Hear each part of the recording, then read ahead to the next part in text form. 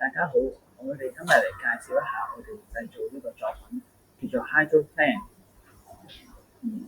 首先我就嚟講下我哋呢個作品嘅製作原因啦，同埋可以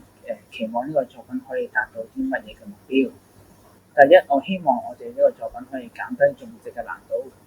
因為其實種植一個植物就好似照顧緊一個小生命，我哋需要栽培啦、定時淋水，同埋確保佢哋有充足嘅陽光。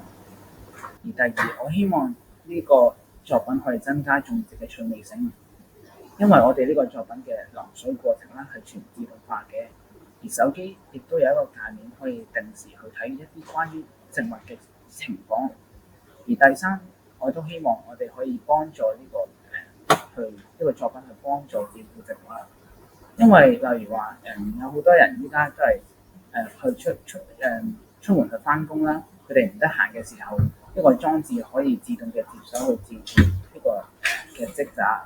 從而可以幫助減低啲人嘅生活負擔。而接下來，我將呢個時間交俾卡神。我係科 A 班嘅人家，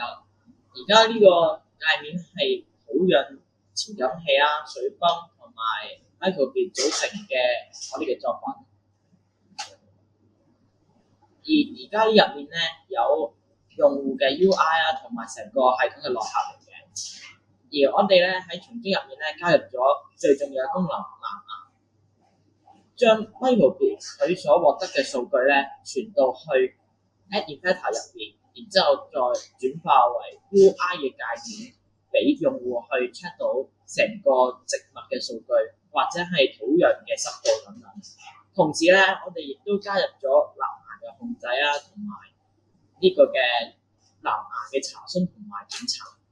跟住落嚟交俾 Tony 啦。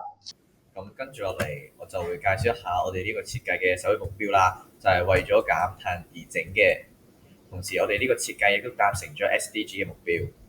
我哋嘅設計會消耗比較少嘅電源，從而達成咗減碳嘅呢個目標。咁跟住我嚟做個總結啦。我哋呢個設計係為咗減低種植嘅難度，同埋為咗增加設計嘅趣味性。